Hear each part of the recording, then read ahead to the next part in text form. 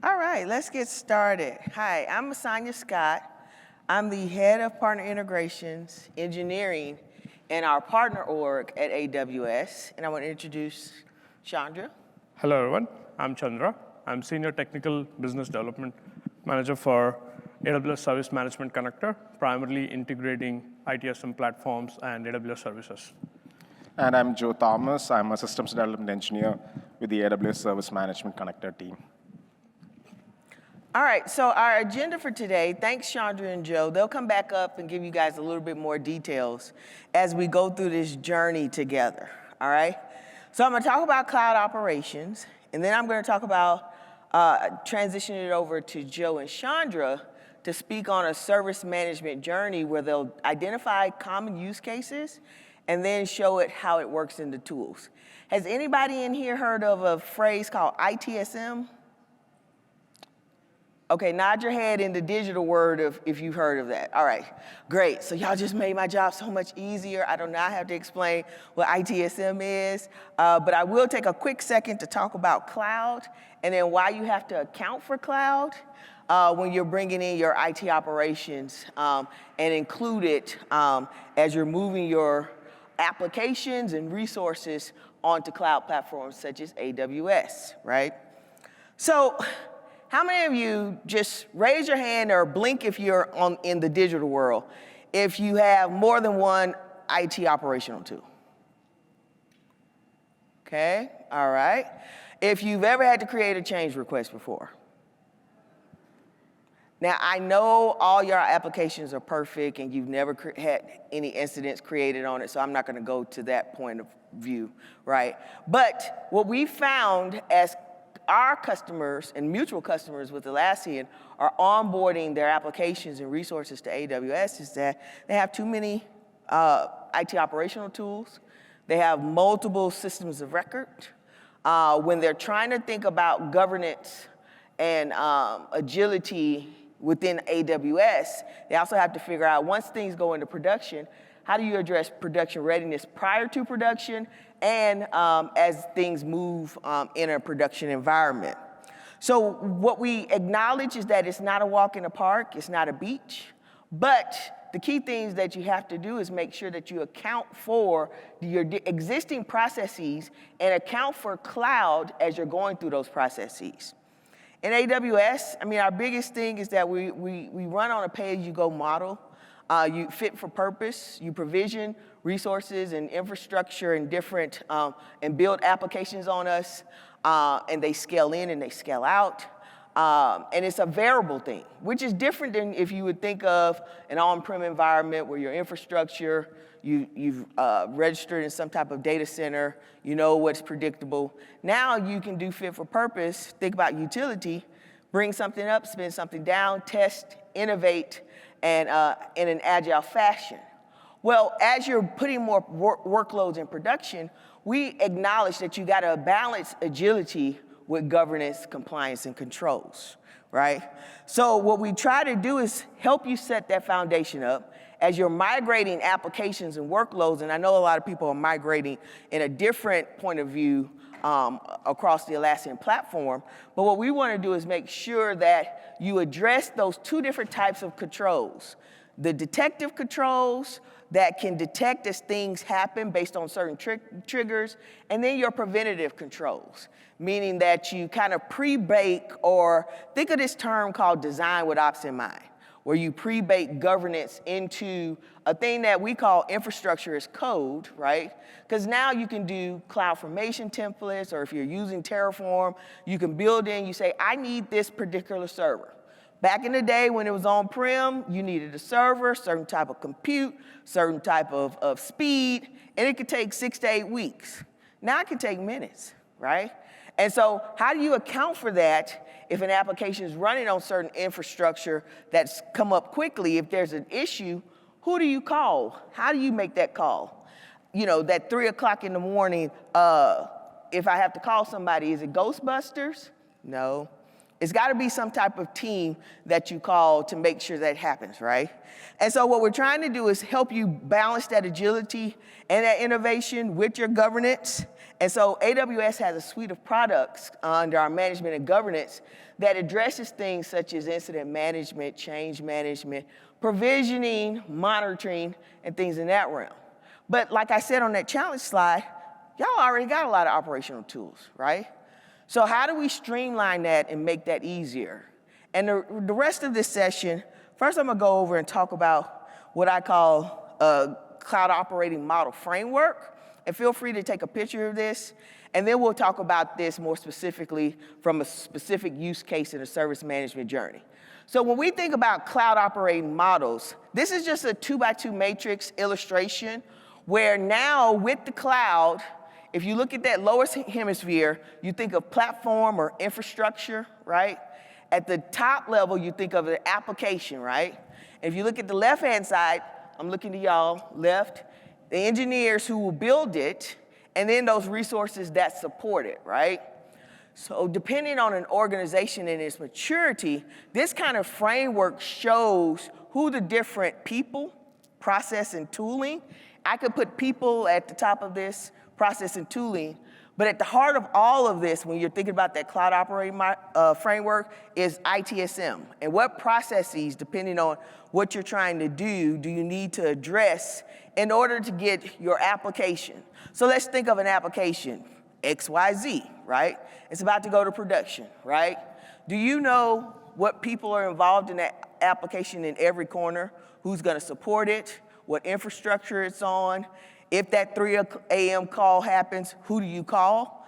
And what we recommend people do is kind of set up this baseline on either a major business critical application or suites of products to identify who's the people, the process, and what systems you're gonna use in order to make that happen, right?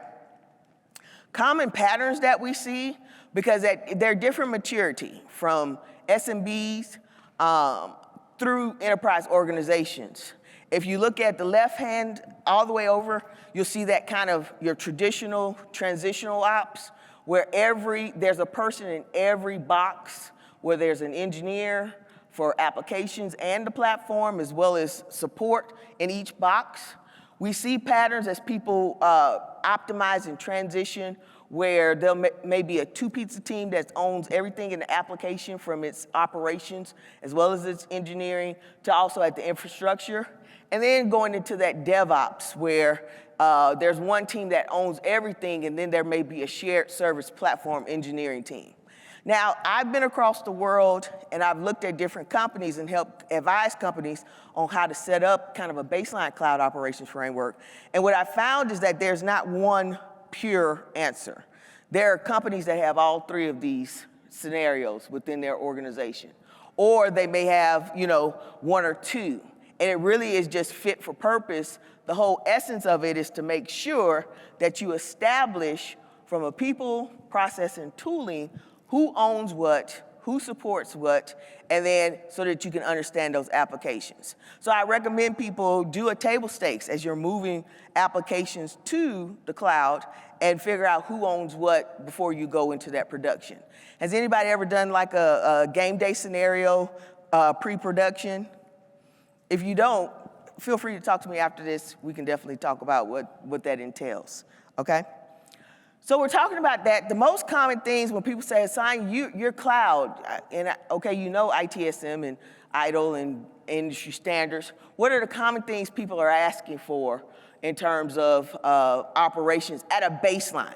There's always that optimization. If you look at ITIL v3 or ITIL v4, 26 to however many number of processes, the most common things that people say, what do I need to get started? Of course, self-service and provisioning.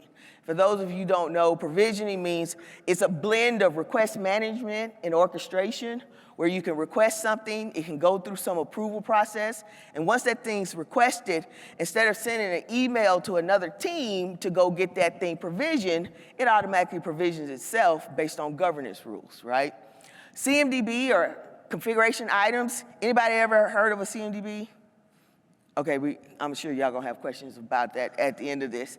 But yeah, resource transparency. As issues happen, as you need to make a change, what's the impact on those resources? What are the dependencies for it? Ticketing, incident management. In AWS, we call it incidents, tickets, or cases. Most people align to ITIL standards and call it an incident. But how do you, if there's an issue, service disruption, whether that's a resource service within AWS or an application, how do you restore it quickly? And then, of course, change management.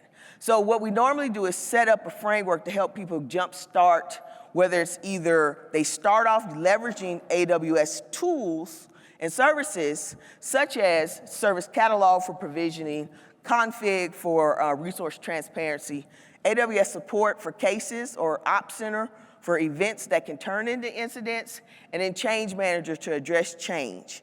And then we start them off with that in our platform, but we recognize that a lot of our customers already have ITSM tools, such as Atlassian Jira Service Management.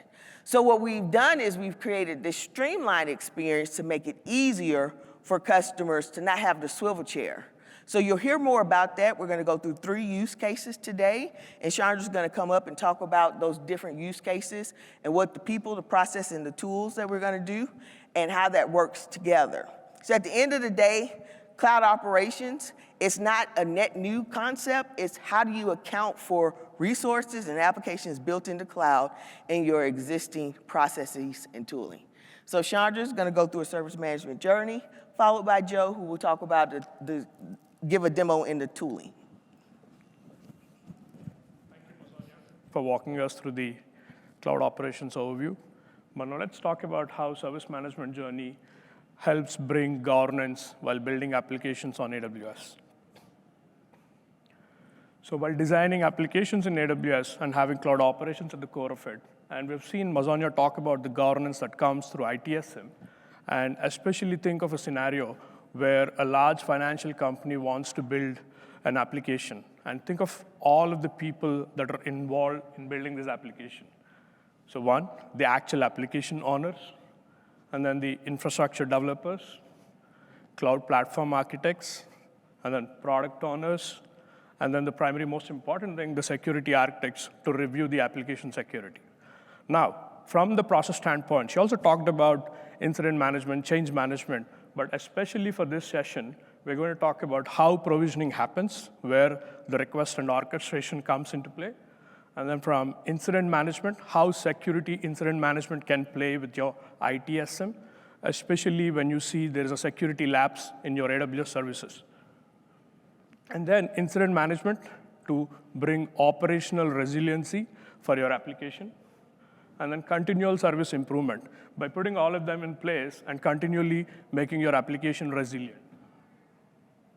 Now, talking about the tools that can make this happen, especially AWS Service Management Connector and how it integrates with various other services within AWS, AWS Service Catalog, AWS Security Hub, and AWS Support. And out at the core of this, your familiar ITSM platform, Jira Service Management Cloud. So moving on, we can now see AWS Service Management Connector for Jira Service Management bridges the AWS services and Jira Service Management. With various integrations that we have, enterprises can now bring their service management policies to AWS. The first use case that we're going to talk about is provisioning. So let's say how many of you have a cloud center of excellence team or a cloud architect team that manages your cloud, right? So think of the scenario where your cloud center of excellence team have went through all the preventive controls and built mechanisms or templates which can be leveraged by end users. Once they put up these templates, the AWS Service Management Connector can bring all of those templates as service catalog products within your Jira Service Management. Now, in the previous example, we talked about like building an application, right? James, who's a developer, wants to provision a web server or an EC2 instance, goes to Jira Service Management, requests an EC2 instance, and the connector will be able to provision this request at AWS and send all the provision product data to the end user. So the key takeaways here, one, we are enabling self-service mechanism for our end users, enterprise users, And two, we are bringing governance by making sure it goes to the right controls or right approvals before the actual EC2 is provisioned. Now, moving on to the second use case, right? Now, James has created his web server, and it's up and running in AWS. But remember, our cloud architect team has also set up detective controls. That means the AWS Security Hub, which was already enabled in AWS, now detects that this web server has an open port, and immediately it triggers a security finding. And they also enabled automation. So on this finding, Systems Manager runs an automation to remediate the finding. And while this is happening, it also records a JSM issue back into your Jira Service Management, where Jill, who's the security analyst, can go review all of this information and sees that, hey, this finding was open on the EC2 instance that James provisioned, but it was automatically remediated with AWS Systems Manager. And all the information related to the remediation timeline is now notified in your JSM cloud. And Jill can review it and close the finding that has occurred in JSM. So now let's move on to the third use case, the AWS support use case, where think about like whenever you have a general guidance or a service request question that you want to reach out to AWS support. You normally go to an AWS support console and then try to open a query there. But instead, what you can do is you can actually open a Jira issue, which actually opens an AWS support case. In this case, Jill, a Jira agent, reaches out to AWS support by opening a case, and the cloud operation engineer communicates all of the case communication at AWS, but it comes and reflects back into your Jira Service Management issue. So now we have seen the multiple use cases that can be addressed through Jira Service Management. Now I call my colleague Joe to talk through how these tools can bring and show you the value for JSM with AWS. Thank you. Thank you, Chandra, for walking us through the flow. So now let's see how we can put this theory into practice. So we'll cover 3 use cases that Chandra just covered as well. So the provisioning, security incident management, and the incident management piece of it. On the first demo, we'll do the provisioning and security incident management. So here, we'll take the persona of James, who is a developer in our organization. So James logs into Jira Service Management, opens the AWS Service Management Connector app in the desired project, and selects the desired EC2 template. As you can see, James has now shown all the parameters required for provisioning that EC2 instance. So James now selects a VPC, which is nothing but a virtual private cloud, and also the t-shirt size of the instance, if it's a T2 or a T3 micro. And James can also optionally add product tags. So now James clicks on order, which is going to create the provision product request, which is also a Jira issue. Now James will click on that AWS Service Catalog panel button, which is going to show all the details of that provisioning request. Let's wait for that to load. And as you can see, you can already see all the provisioning parameters, what has transpired. And you can see that it's in a launching state. So the launching is still happening. Now let's log into AWS console, the EC2 console, and see that EC2 instance that was just provisioned. As you can see, it's successfully provisioned. But when you go into the security tab, you can see there is a security issue. There is an ingress on port 22. As we've told earlier, the cloud architect or the security architect has configured Security Hub to actually capture this as a security issue and a security finding. Let's log back into Jira Service Management to see the final status of that provisioning request. As you can see, it's in an available state, and the provisioning product details have been updated. Optionally, James can now choose to request termination or also update that provision request directly from your Jira Service Management instance. And these are always available for you through our Jira Service Management application. Let's log back into AWS console and see that security issue in AWS Security Hub. Let's log into AWS Security Hub, go to Findings, and you can see that there is a security finding that has been created for the security issue that we just identified. So it says, ensure no security groups allow ingress on port 22. You'll be able to see the finding details here. But Jill, who's our security analyst, will also receive this as a Jira issue in your Jira Service Management. So Jill will open this ticket, and you can see that you'll be able to see all the details of that security issue. What are the resources that has been impacted, if there are any related findings, and the whole details of the finding in an AWS finding JSON format, which is called AWS Security Finding Format. Now, we already mentioned that there is an automation that has been enabled to actually mitigate this finding automatically, right? So let's log into AWS console and now check the EC2 instance. So the automation is successfully executed in the background, and you can see that the ingress on port 22 has been successfully removed. So what have we been able to see from this?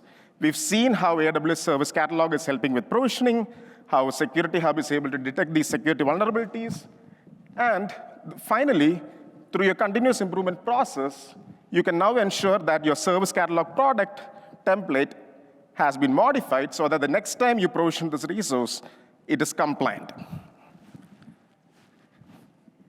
Now let's go into the next use case. Right, so the next use case is incident management with AWS support. So Jill, who's now our operational analyst, wants to create an AWS support case.